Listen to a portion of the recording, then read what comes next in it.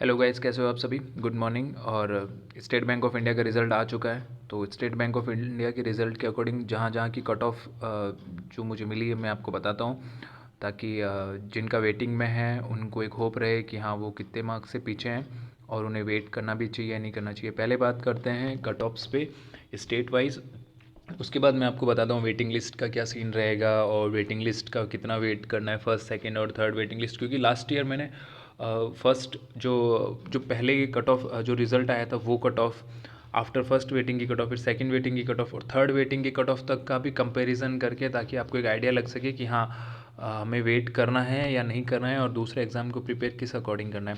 तो first of all बात करते हैं तेलंगाना की। जनरल की कट ऑफ है 84.5, ओबीसी 81.52, EWS 77.25 और SC 74, ST 66।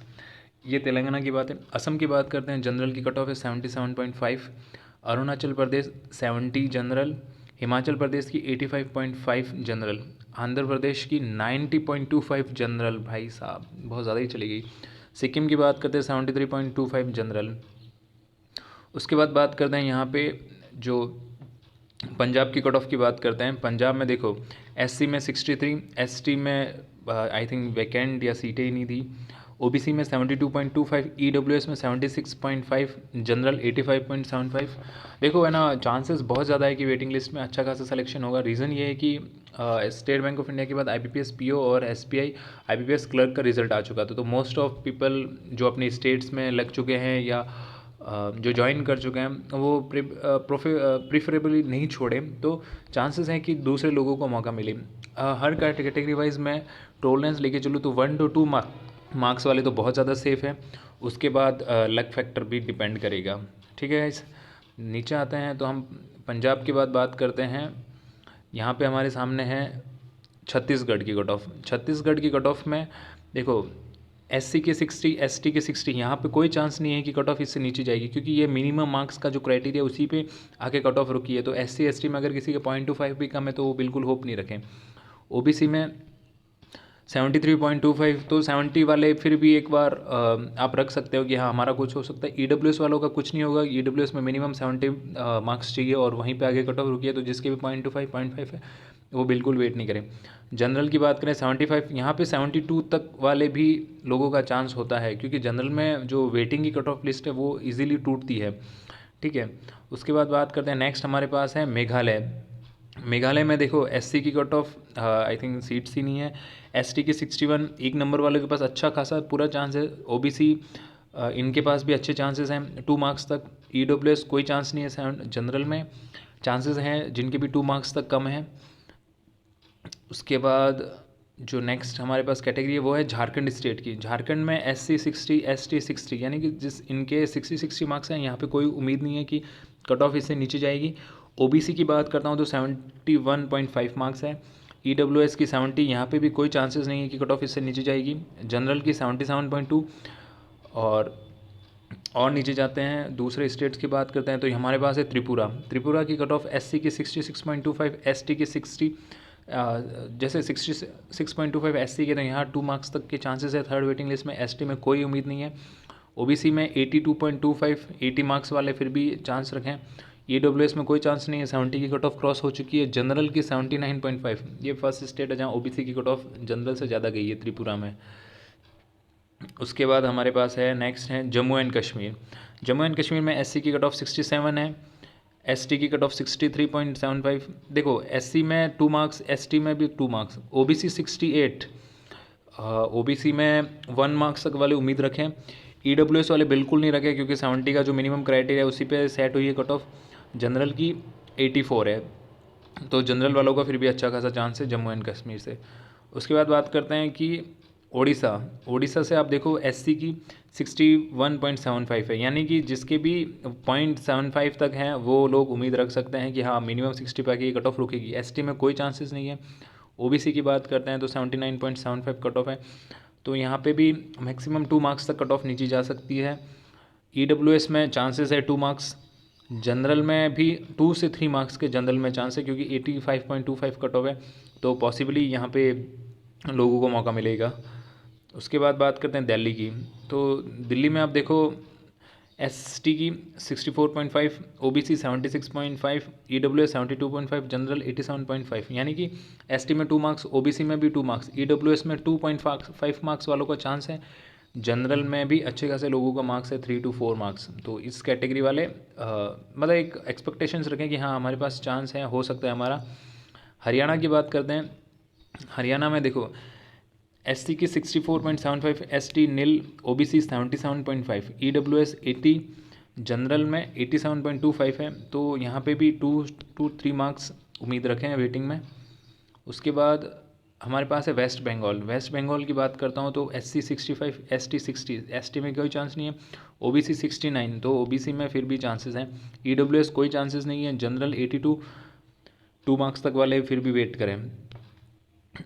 उसके बाद जो हमारे पास है वो है मध्य प्रदेश। एमपी की बात करता हूँ, देखो एससी में 63.5 चांसेस है, एसटी में कोई चांसेस नहीं, ओबीसी 75.5, आप 73 तक cut off third waiting list तक नीचे जाएगी, ईडब्ल्यूएस में 73.75 चांसेस है, जनरल में 80.5, 78 तक वालों का भी चांसेस है मध्य प्रदेश से।